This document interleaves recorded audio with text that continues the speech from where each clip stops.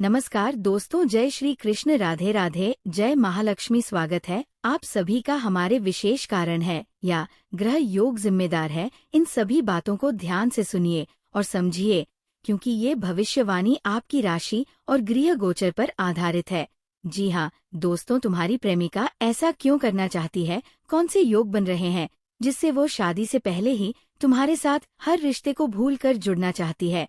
जी हाँ दोस्तों, इन सभी सवालों का जवाब स्वयं तुम्हारे ग्रहों और गोचर पर निर्भर करता है, क्योंकि यह एक भविष्यवाणी है जिसे स्वयं कालों के काल महाकाल ने तय किया है। माता पार्वती की कृपा से तुम दोनों का मिलन होने वाला है। जी हाँ दोस्तों, अगर आप सच्चे दिल से इसे अपनाते हैं और इस महत्वपूर्ण जानकारी को जानना चाहते हैं, तो भगवान भोलेनाथ और माता पार्वती के लिए एक प्यारा सा लाइक करें और चैनल को सब्सक्राइब कर ले, ताकि तुम्हें तुम्हारी प्रेमिका के बारे में सही समय पर सही जानकारी मिल सके। तो दोस्तों, क्या तुम्हारी जिंदगी में ऐसा कोई विशेष योग बन रहा है जिससे शादी से पहले ही यह लड़की तुम्हारी ओर आकर्षित हो रही है? क्या ये सिर्फ प्रेम है या इसके पीछे कोई और कारण है? कहते हैं, जब भगवान की मर्जी होती है तो असंभव भी संभव हो जाता है। जी हाँ दोस्तों, यही कारण है कि ये लड़की तुम्हारी ओर खींची चली आ रही है। इसके पीछे कौन से ग्रह, कौन सा योग काम कर रहा है और क्या ये रिश्ता तुम्हारे लिए शुभ रहेगा या अशुभ? इन सभी से पर्दा उठाने के लिए बने रहे हमारे इस वीडियो के साथ। और दोस्तों, वीडियो को आप शुरू से लेकर अंत तक जरूर देखें, तभी तुम्हें पूरी जानकारी प्राप्त हो पाएंगे। क्योंकि दोस्तों, अक्सर आज के समय में व्यक्ति थोड़ा सा वीडियो देखकर स्किप कर देते हैं, लेकिन सबसे बड़ी गलती तो यही है कि आखिर उनके बारे में पूरा नहीं जान लेते हैं और अपने कार्य को शुरू कर देते हैं। ऐसा कदापि नहीं करना चाहिए, क्योंकि आप पूरी जानकारी प्राप्त करेंगे तभी तो कोई कदम उठा पाएंगे। जी हाँ दोस्तों, इसीलिए आप वीडियो को पूरा जरूर देखें और अपनी जानकारी को हासिल करें। जी हाँ दोस्तों, शादी केवल एक सामाजिक बंधन नहीं, बल्कि एक धार्मिक और आध्यात्मिक परंपरा भी है। ये दो व्यक्तियों के बीच प्रेम, समर्पण और विश्वास की डोर से बंधा हुआ एक महत्वपूर्ण रिश्ता होता है। लेकिन आधुनिक समय में बहुत से लोग ये प्रश्न उठाते हैं कि क्या शादी केवल शारीरिक संबंध के लिए ही की जानी चाहिए? क्या बिना विवाह के शारीरिक संबंध बनाना सही है? धार्मिक ग्रंथों, सामाजिक परंपराओं और नैतिक दृष्टिकोण से इस विषय का विश्लेषण करना आवश्यक है। जी हाँ दोस्तों, शादी केवल शारीरिक संबंध के लिए नहीं होती। विवाह का उद्देश्य केवल शारीरिक संतोष प्राप्त करना नहीं होता। यह दो आत्माओं का मिलन, प्रेम, विश्वास, जिम्मेदारी और समाज में एक सशक्त परिवार की नींव रखने का माध्यम होता है। यदि केवल शारीरिक संबंध ही शादी का आधार होता तो ये रिश्ता टिकाऊ नहीं बन पाता। जी हाँ दोस्तों, ऋग्वेद, यजुर्वेद, सामवेद और अथर्ववेद में विवाह को एक पवित्र स्थल बताया गया है। विशेष रूप से ऋग्वेद और अथर्ववेद में ये उल्लेख मिलता है कि पति पत्नी के बीच पवित्र प्रेम और समर्पण होना चाहिए और विवाह के पश्चात ही शारीरिक संबंध उचित माने गए हैं। जी हाँ दोस्तों, समाज में विवाह को एक अनुबंध के रूप में देखा जाता है, जो दो व्यक्तियों को सामाजिक, आर्थिक और भावनात्मक रूप से जोड़ता है। बिना विवाह के संबंध बनाने से सामाजिक स्थिरता प्रभावित हो सकती है और इससे परिवार और संतति पर नकारात्मक प्रभाव पड़ सकता है। हिंदू धर्म, इस्लाम, ईसाई धर्म और अन्य प्रमुख धर्मों में विवाह के बिना शारीरिक संबंध को अनैतिक माना गया है। हिंदू धर्म में ये स्पष्ट कहा गया है कि विवाह के बिना यौन संबंध पाप की श्रेणी में आते हैं और इससे व्यक्ति के जीवन में कष्ट और अशांति उत्पन्न होती है। जी हाँ दोस्तों, समाज में विवाह एक मान्यता प्राप्त संस्था है जो पुरुष और स्त्री को कानूनी अधिकार और सामाजिक सुरक्षा प्रदान करती है। बिना विवाह के शारीरिक संबंध रखने से समाज में अस्थिरता, परिवार विघटन और नैतिक पतन की संभावना बढ़ जाती है। जी हाँ दोस्तों, विवाह एक मर्यादित संबंध है जहाँ दोनों पक्षों को एक दूसरे के प्रति जिम्मेदारी और कर्तव्य निभाने पड़ते हैं। यदि कोई व्यक्ति केवल शारीरिक संतोष के लिए विवाह करता है तो वह अपने जीवन साथी के प्रति अन्याय करता है और इस रिश्ते की पवित्रता को ठेस पहुंचाता है। जी हाँ मेरे प्यारे मित्रों, बिना शादी के संबंध रखने पर व्यक्ति के मन में असुरक्षा, अपराध बोध और सामाजिक आलोचना का भय बना रहता है, जिससे मानसिक तनाव बढ़ता है। कई देशों में बिना विवाह के संबंधों को अवैध माना जाता है। यदि कोई व्यक्ति बिना विवाह के संबंध बनाता है तो उसे कानूनी जटिलताओं का सामना करना पड़ सकता है। जी हाँ दोस्तों, विवाह एक संस्था है जो परिवार और समाज की नींव मजबूत करती है। बिना विवाह के संबंध रखने से परिवार की स्थिरता और सामाजिक संतुलन प्रभावित हो सकता है। हिंदू धर्म में इसे अधर्म माना गया है और कहा गया कि ऐसे संबंधों से व्यक्ति को पाप का भागी बनना पड़ता है, जिससे जीवन में कष्ट और बाधाएं उत्पन्न होती हैं। जी हाँ दोस्तों, विवाह का आधार केवल शारीरिक संबंध नहीं हो सकता। यदि कोई व्यक्ति केवल शारीरिक संबंध के लिए विवाह करता है तो ये रिश्ता लंबे समय तक नहीं टिक सकता। विवाह में प्रेम, विश्वास, सम्मान और आपसी समझ का होना आवश्यक है। शादी केवल एक समझौता नहीं बल्कि एक पवित्र बंधन होता है। यदि कोई व्यक्ति केवल अपनी इच्छाओं की पूर्ति के लिए विवाह करता है तो वह इस रिश्ते की मर्यादा और संस्कारों का उल्लंघन करता है। जी हाँ दोस्तों, विवाह का सफल होना इस बात पर निर्भर करता है कि पति पत्नी के बीच आपसी तालमेल कितना अच्छा है। केवल शारीरिक आकर्षण के आधार पर विवाह करना एक बड़ी भूल हो सकती है। जी हाँ मेरे प्यारे मित्रों, विवाह केवल शारीरिक संबंध के लिए नहीं बल्कि प्रेम, विश्वास, त्याग और जिम्मेदारी का प्रतीक होता है। धार्मिक, सामाजिक और नैतिक दृष्टिकोण से विवाह के बिना शारीरिक संबंध को अनुचित माना गया है। यदि कोई व्यक्ति केवल शारीरिक सुख के लिए विवाह करता है तो ये रिश्ता अधिक समय तक नहीं टिक पाएगा। अतः हमें विवाह को केवल शारीरिक संबंध तक सीमित न रखते हुए इसके गहरे आध्यात्मिक और नैतिक महत्व को समझना चाहिए। शादी का मुख्य उद्देश्य केवल शारीरिक सुख नहीं बल्कि दो आत्माओं का मिलन, परिवार की स्थिरता और समाज की भलाई भी है। जी हाँ दोस्तों, अब सवाल यह है कि अगर कोई प्रेमिका शादी से पहले शारीरिक संबंध बनाना चाहती है तो इसके कई कारण हो सकते हैं। हर व्यक्ति की सोच, भावनाएं और प्राथमिकताएं अलग होती है। जी हाँ दोस्तों, जब एक लड़की को अपने प्रेमी पर पूरा भरोसा होता है और वह उससे गहरा जुड़ाव महसूस करती है तो वह शारीरिक स्तर पर भी निकटता चाह सकती है। यह उसके लिए प्यार की अभिव्यक्ति का तरीका हो सकता है।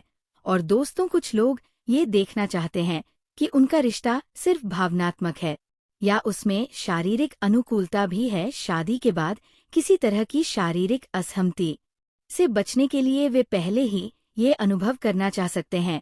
आजकल समाज में कई लोगों की सोच बदल गई है और वे शादी से पहले संबंधों को गलत नहीं मानते। पश्चिमी संस्कृति और विचारों का प्रभाव भी एक कारण हो सकता है। जी हाँ दोस्तों, कुछ लड़कियां सोच सकती है कि शारीरिक संबंध बनाने से उनका प्रेमी ज्यादा प्रतिबद्ध, कमिटेड रहेगा और रिश्ता मजबूत होगा।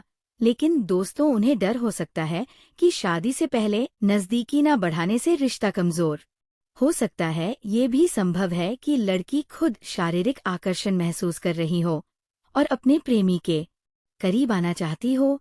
ये एक सामान्य मानवीय भावना है जिसमें कोई गलत नहीं है जब तक कि यह आपसे सहमति से हो। जी हाँ दोस्तों, कुछ लोग शादी को महज एक औपचारिकता मानते हैं और उनका मानना होता है कि प्रेम और आकर्षण ज्यादा महत्वपूर्ण है। वे ये नहीं मानते कि शारीरिक संबंध के लिए शादी जरूरी है। जी हाँ दोस्तों, कभी कभी लड़की को ये डर हो सकता है कि अगर उसने शारीरिक संबंध नहीं बनाए तो उसका प्रेमी उसे छोड़ देगा।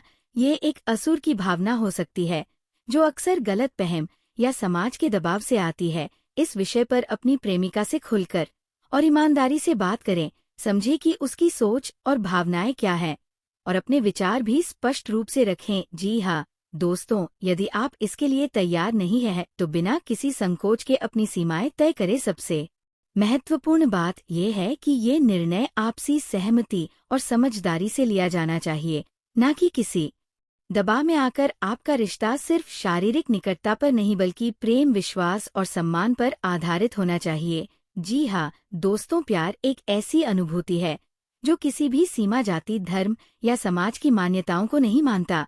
लेकिन जब ये प्रेम तुम्हारे परिवार या रिश्तेदारी में किसी के साथ होता है तो ये और भी पेचीदा हो जाता है। ज्योतिष के अनुसार प्रेम संबंधों का निर्माण केवल संयोग नहीं होता बल्कि यह हमारे ग्रह, नक्षत्रों और जन्म कुंडली में पहले से ही लिखा होता है। यदि तुम्हारी प्रेमिका तुम्हारे किसी रिश्तेदार की है तो ये ग्रहों की एक विशेष स्थिति के कारण हो सकता है। जी हाँ दोस्तों, कई बार लोग ये जानना चाहते हैं कि उनका सच्चा प्रेमी या प्रेमिका कौन होगी। ज्योतिष में कुछ विशेष योग्य होते हैं जो ये संकेत देते हैं कि तुम्हारा प्रेम संबंध परिवार के ही किसी व्यक्ति से जुड़ा हो सकता है। ये विवाह, प्रेम संबंध और जीवन साथी का संकेत देता है।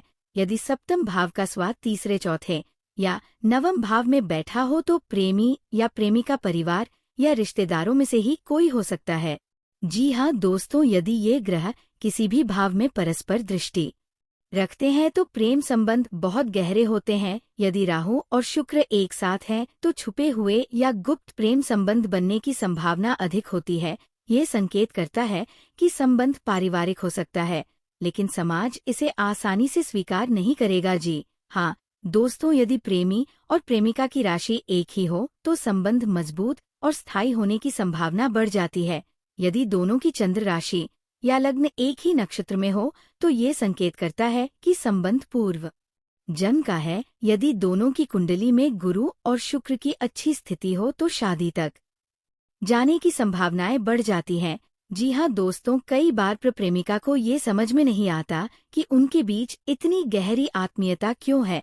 यदि तुम्हें ऐसा लग रहा है कि तुम्हारी प्रेमिका तुम्हारे किसी रिश्तेदार की है तो ये निम्नलिखित कारणों से हो सकता है।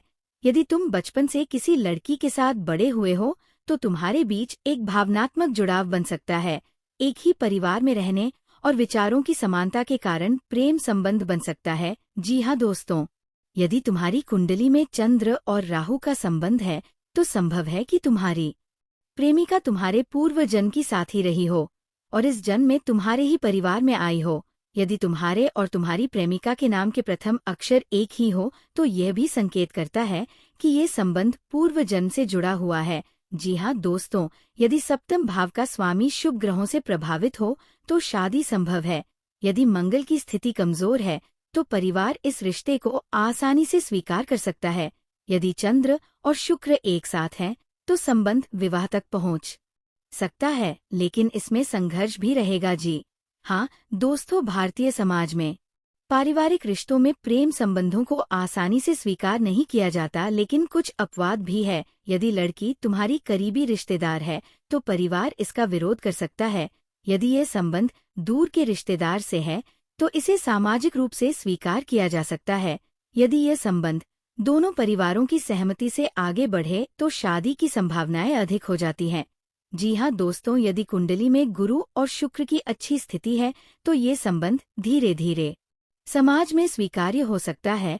पारिवारिक मान्यताओं को ध्यान में रखते हुए इस रिश्ते को आगे बढ़ाया जा सकता है। जी हाँ दोस्तों, अब से ये उठता है कि ये लड़की किस स्थान से संबंध हो सकती है। यदि सप्तम भाव का स्वामी तीसरे भाव में बैठा हो तो प्रेमिका नजदीकी रिश्तेदार या पड़ोसी हो सकती है।